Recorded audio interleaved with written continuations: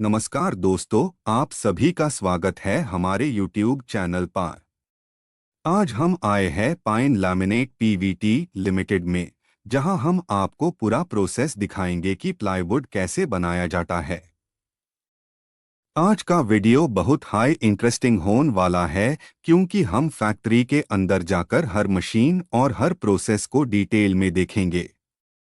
अगर आप plywood industry और मैन्युफैक्चरिंग प्रोसेस के बारे में ना चाहते हैं, तो वीडियो को एंड तक जरूर देखिए। दोस्तों, ये कंपनी राजस्थान के चौपांकी इंडस्ट्रियल एरिया में स्थित है।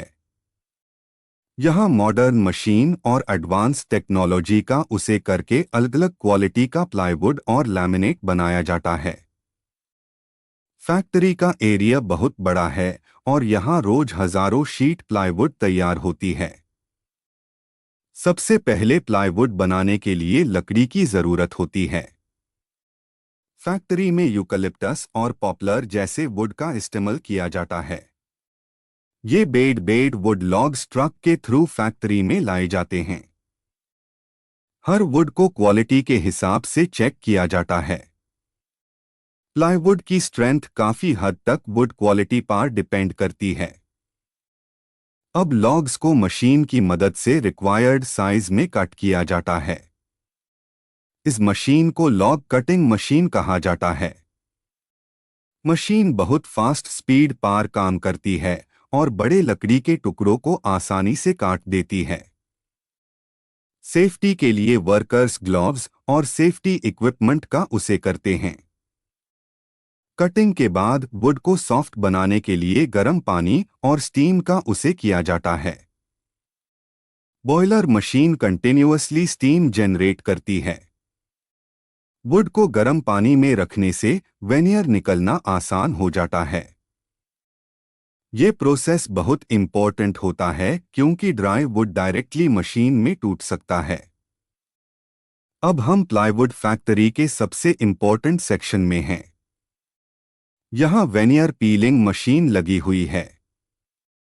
ये मशीन लकड़ी को रोटेट करके उसकी बहुत पतली लेयर निकलती है। इन पतली लेयर्स को वेनियर कहा जाता है। आप देख सकते हैं मशीन कितनी स्पीड से कंटिन्यूअस शीट निकल रही है। इसी वेनियर से प्लाईवुड तैयार होता है। अब वेनियर शीट्स में मॉइस्चर होता है, इसलिए इन्हें ड्रायर मशीन में सुखाया जाता है। ड्रायर मशीन हाई टेम्परेचर पर चलती है और वेनियर को प्रॉपर मॉइस्चर लेवल तक ड्राई करती है। अगर वेनियर सही से ड्राई ना हो तो प्लाईवुड वीक हो सकता है। अब आता है ग्लू सेक्शन। यहाँ स्पेशल रेजिन और केमिकल्स मिलकर एडहेसिव तैयार किया जाता है।